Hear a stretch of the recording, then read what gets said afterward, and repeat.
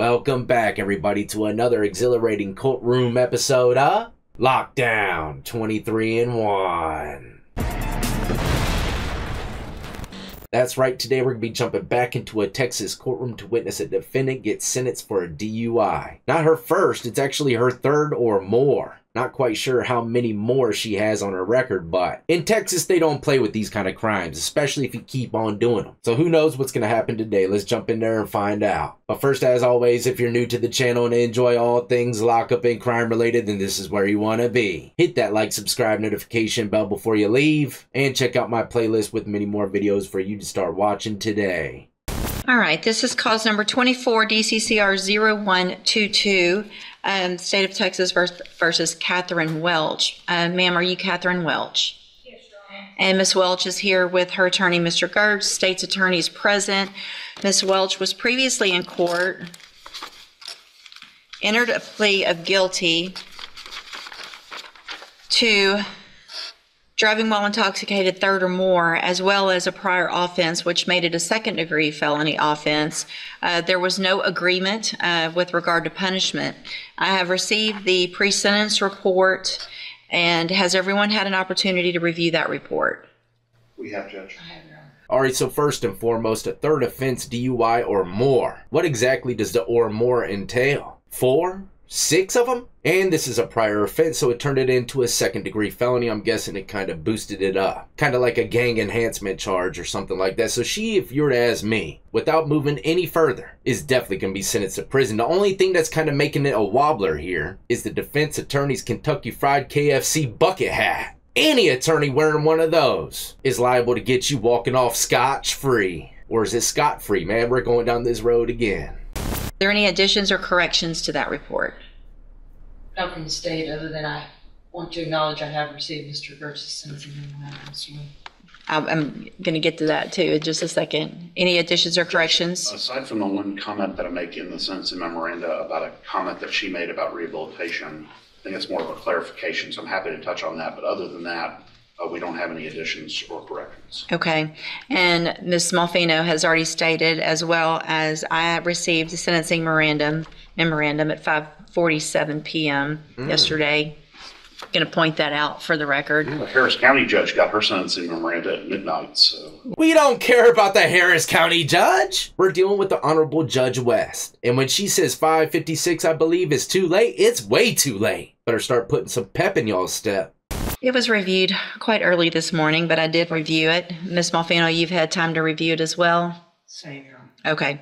And I forgot to mention that we're reviewing the pre-sentence report. For those of y'all that might be new, all right, this is a report that the courts have showing the defendant's past crimes, her age, and all that stuff, puts all the points together, gives a better look on how much time the judge should be sentencing her to. That way no one gets sentenced to too much or too less. But at the same time, if there's no plea deal in place, some courts, the judge can go above and beyond or below those sentencing guidelines. Usually there's factors in play that would make a judge do something like that, kind of like this situation. 3 or more DUIs. I mean, obviously, she hasn't learned her lesson. And that's one thing the courts don't like. They want to see you progressing, and that means not seeing your face in the courtroom again. Other than that, I think you all should have a couple, there's only a few, but there were some jail incident reports that should have been provided to counsel. Did you both receive those as well? Yes, Judge. I did. Okay. Is everyone ready to proceed with sentencing then? Yes, Judge. Yes. All right. Mr. Gertz, do you have witnesses? I'm not going to call any live witnesses unless the court requires it. When we have a person present from the Dream Center, if the court wants to inquire about that, I would essentially let her come up and talk if you want to have that conversation. But okay. I think our focus here is going to be on the topics that we talk about or write about in the sentencing memo, and just sort of allowing, if the court decides to do what we're asking you to do, we are open and welcome to whatever the court requires of her. Sure. To enter and successfully complete. We just wanted you to have that option on the table as well. That okay. It's an option that doesn't cost the court anything.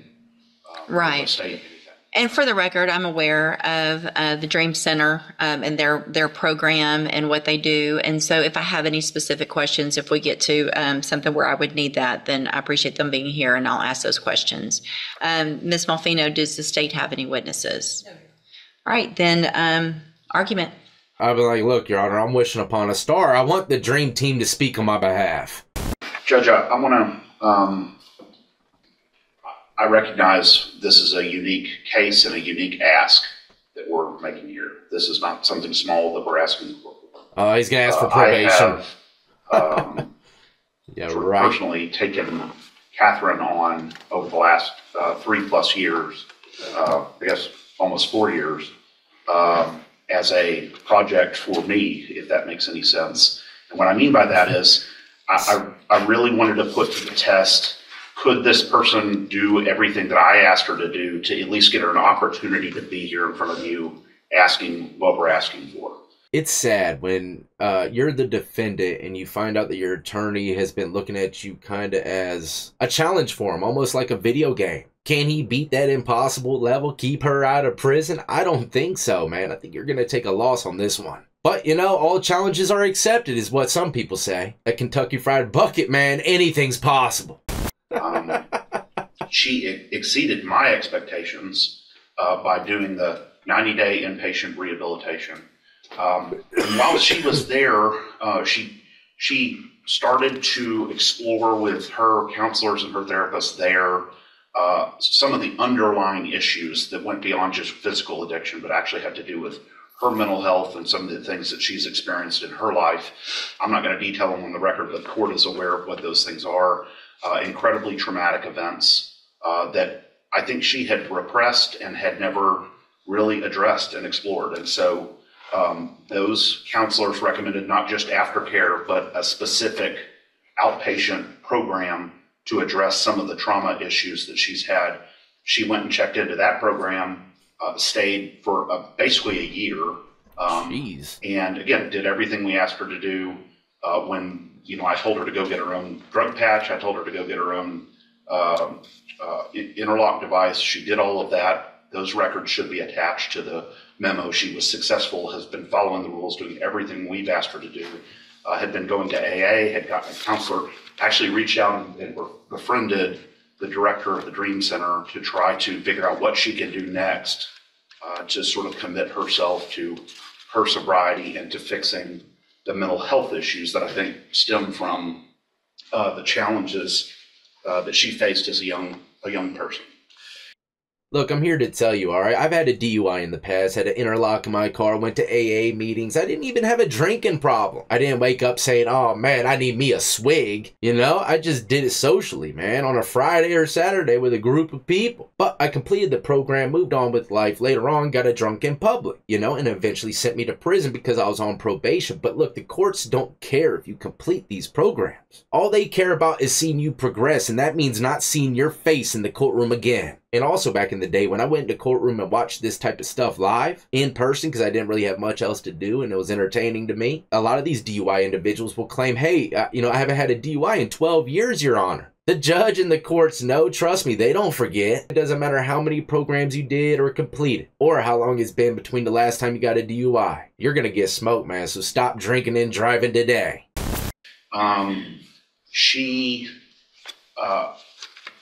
Sometimes it's easy to look at one side of the ledger, the rap sheet or the criminal history, and think that defines this person. What I have been fortunate enough to do is to really dig down and get to understand her as a human, and see that all the progress she's made, all the effort she's made, and see what she's done well and all of the problems that she's been addressing well. She's obviously very anxious about this day, but we've been looking forward to this day as well to be able to present that. She's terrified. No, I would be. And I want to go down on the bottom of page 2 and address what I was talking about in the CSI. So that I'm not saying that this wasn't the words that came out of her mouth, but when she was asked by one of the examiners in the probation report, she felt she needed treatment. She said she didn't feel like she needed treatment. she wasn't opposed either. I want to clarify what we mean by that, and I say this here, but what she would say, I think, is she did 90 days of detox rehab-related treatment, has continued aftercare, has continued mental health care, but in terms of going to a program that is specifically targeted at people who are currently using or currently intoxicated, I think she thought that wasn't the direction that would be ideal. She will do whatever you want her to do, but I wanted to explain what that comment means. And so, because a lot of times, as you know, Judge, private rehabilitation programs will just reject you if you've been clean for 3+ years, as she has. And so they just won't even accept you at all.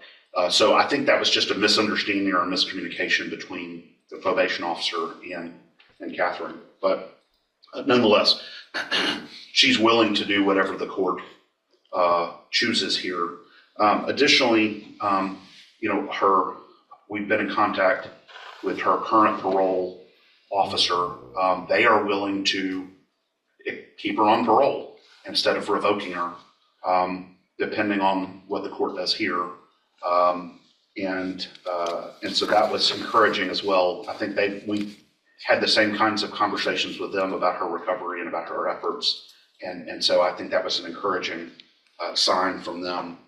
That is a good thing. You know, the parole board, usually, if you're found guilty for anything, you're going to jail or prison.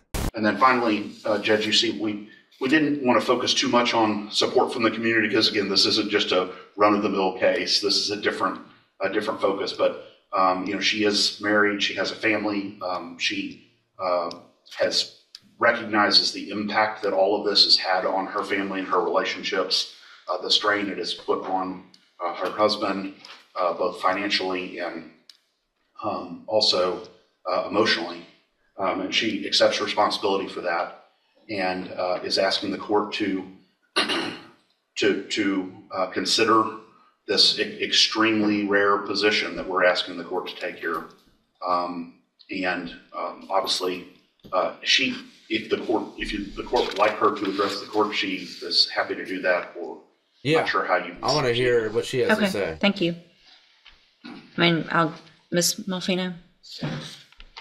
Judge, I don't envy the position that the court is in this morning. I do take very seriously the comments of Mr. Burks. I take him at his word for that, and I hope that all of those things are true. It's difficult for me as a representative of Jefferson County and the state and the citizens that were on the roads every day to stand up and say I agree with probation, but I don't disagree with the things that Mr. Gertz has said and the information that is in his sentencing memo. To play the other side of the coin, does it suggest that she received the benefit of the doubt already by me waiving the habitual status that she could have been facing based on her number of priors? Does it seem in good conscience that I can say I ignore all of those priors? Absolutely not. But obviously, we have seen that her multiple trips to the penitentiary have resulted in no change of behavior until hopefully now. I had no earthly idea. I knew she was on parole, but some people, they can get parole without going to prison. But she's been to prison multiple times behind this already. Oh man, see, now these are the type of situations that are definitely wobblers. Because prison ain't working for her. What the hell can we do with her? Should we just try something very rare and not give her nothing at all? Or should we double down on that prison time and really break that habit? In these last 3 years, and I do sympathize with Ms. Welch as an individual. Again, it's hard for me as a district attorney, assistant district attorney, to say that I concur with the punishment being probation, but I don't, again, disagree with the comments that Mr. Gertz has. We've had multiple conversations about this case. I know he's worked very diligently at it. I don't really know, Judge, and that's why it's before you, that putting her in prison for 20 years and her getting out in 2 versus an extensive probation period where she can continue the recovery she's been doing is a better option. But again, I don't. Did she say 20 years, man? I don't know where she got that number from, but geez. Daytona Smoke USA might be coming her way, man, unfortunately. I don't know what is in the best interest of public safety. Unfortunately, none of us do. So I would defer to the court's wisdom and whatever you think is Yeah, I believe it's all up to the judge, too. She can go above and beyond here, or below. Anything else? I believe. Would you like to say something, Judge? Oh, here we go. Your Honor, I just want to say that the past was fueled by drugs and alcohol. I take complete responsibility for that. I did not know from very young when things happened in my life that it could have been, some of it could have been treated and stopped earlier if I had gotten help for my mental health. That after I received this DWI, that helped me get myself to a place that I could go into a treatment program and deal with some of those past traumas. In the past, I didn't. I medicated and drank to just forget about the pain, just numb myself out. I didn't know how else to deal with that until when I got on my mental health meds, and I have bipolar, I have PTSD, and my mind back then was very chaotic. And I just want to say, after I had my mental health meds, I was able to go through treatment at Santa Maria in Houston, and that place really saved my life. I did it. And I think we can all learn here that drinking doesn't solve nothing. It's just going to dig you a much bigger ditch, as you can see. Extensive 90-day treatment with trauma counselors. It was a trauma-informed community there. And also, when I completed that, I worked an outpatient program, but I still lived on their facility. I went to the sex trafficking and recovery program, and I was in that for about 8 months, where I got the state paid for the counseling for trauma still. And I just worked really hard in that. I got a job while I was in there. And then once that program was over, I moved to a sober living facility in Oxford House in spring, and I worked there until I felt like I was strong enough to come home and do what I needed to do. And I was in the complete program for right out of a year. And I'm sorry, I'm very nervous today, and I know that my past record is, like Brian said, atrocious. Atrocious, jeez. But I have never heard that word used in this channel. We use treacherous quite a bit, but atrocious, yeah, that's going to be added to the dialogue. How many DUIs does this young lady have? I gotta know. I can't wait to hear what the judge has to say. you know, the things that I had to deal with within myself from when I was a little girl, those are things that you don't go to prison, even in their programs there, that you don't talk about. It's just, you just don't. And I'm asking you, please do not send me back to prison. I want to move forward. I have moved forward in my life. I mean, what else can we do? We've given you every program known to man, and you've completed it. I mean, I just don't understand it. You still keep choosing to go back and get a swig and behind a wheel, man. I can't not. See, if I was a judge, man, I'd have to double down on the smoke. We got to break that habit once and for all. Level 5 max Shanks running around for the next 15 years, I'll definitely break it. And this year that I've been in jail has given me more time to think and know I bet. that I am definitely headed in the right direction. I have a sponsor. I attend AA at home. I had moved on with my life as far as I could with my sobriety. I mean, I knew this charge was out there. And I think I made some good, really good choices with my Mid-County AA friends. They've helped me a lot, and I am open to anything. I will abide by all the rules and do anything that's asked of me. And I think, I know now that I'm responsible and capable of taking care of my business and my life. Thank you. Oh, man. What is she gonna say? So, Miss Welch, Miss Malfino probably said it yet best, and I get this often, and they don't envy my position, and this is the worst part of my job. Oh, no. But I worked hard to get here, and it's my job.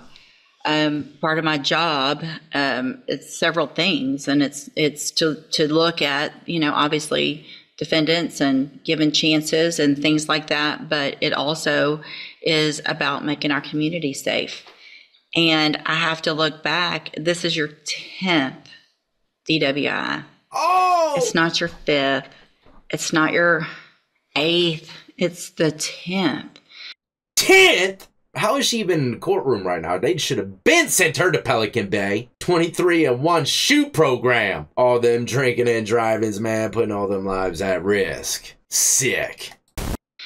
And that's definitely while atrocious I understand Yes, I the agree. trauma that you went through, that you've been to Safe P 3 times.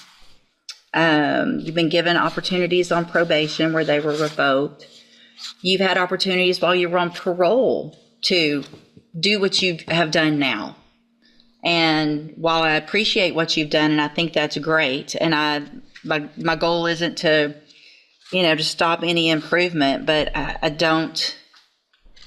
can't, in good faith, go home tonight, look myself in the mirror, and say I gave somebody on their 10th DWI that your last sentence was for 15 years in prison. Oh, my. The one before that was for 10.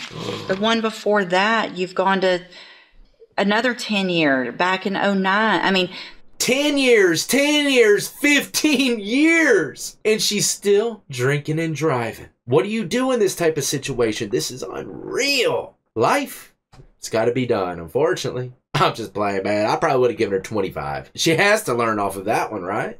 this goes back to the 90s. You got a 10-year sentence in 2011. While you're on parole for that one, you get another one, so they give you 15 years. Oh, my goodness. And you get out and you're on parole and you do it again. Oh, my goodness. The fact is, we're just lucky that you haven't killed someone in our community 9 times over. Super lucky. Being given opportunities. Bobby, I just can't do it. I'm going to find that you entered your plea of guilty freely and voluntarily. I'm going to find and your plea of true to the prior offense.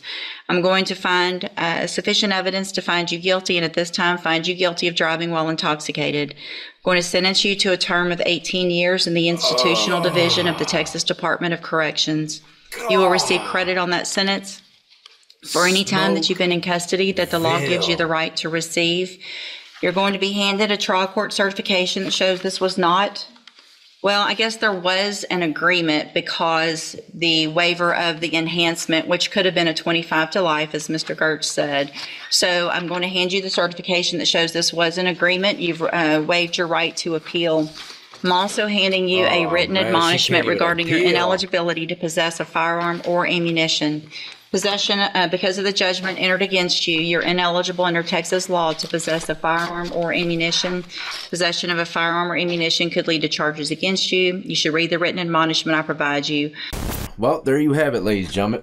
Bobby, turn off the smoke, man. Jeez, man, I know you got extra canisters, but come on. Trying to get me smell like a charcoal set all day. Anyways, that was like a grand finale. I knew it was going to be when the judge started speaking. Because, I mean, 3 or more. I mean, how much could the more have been? 10? I had no earthly idea it was going to be that. But as you can see, Texas don't play, man. They'll send you to prison over and over again behind those DUIs. She had 10 years, then 10 years, then 15. Now another 18. That's called life on an installment plan. If you don't stop doing what you're doing, you'll be right back in the courtroom getting thicker smoke than you ever seen. No dream team or program's going to help you at that point. Take it from me, man. You better break the habit, or the judge is going to help break it for you. I can't even imagine going back to the cell block, and you know, she's probably in somewhat of a low custody cell block in the jail since it's really just DUIs. But going back and knowing me how everyone does, they're going to be asking, what happened? Are you going home? What's the deal? And she tells them that she got 18 years. Everybody in there with a DUI is going to start shivering in their Crocs. They're probably hoping and praying they do not go in front of the Honorable Judge West. You know, I'm just saying that's how inmates think. Not to mention, I can't even imagine doing my prison sentence and telling everybody in prison how much time I got and then telling them for a DUI, man, you know? And everybody's gonna look at you the same, like you have the worst luck on earth until you tell them it's your 10th DUI. Then even the convicts are gonna be like, well, I understand now. You're smoking the finest Elmers to still be drinking and driving. You deserve to be here more than me, and I killed 3. I'm just playing. But at the same time, who knows, you know, in prison, a conversation like that could pop up. I'll never forget some of those guys I found out were never going home, and I had no idea. I was talking about the streets and stuff around them. They never said anything either. It's almost as though they kind of like the fact that you don't know. But I'm out of here, ladies and gentlemen. Once again, if you're new and enjoyed, hit that like, subscribe, notification bell before you leave. And as always, y'all be easy, be safe, and more importantly than anything, stay free.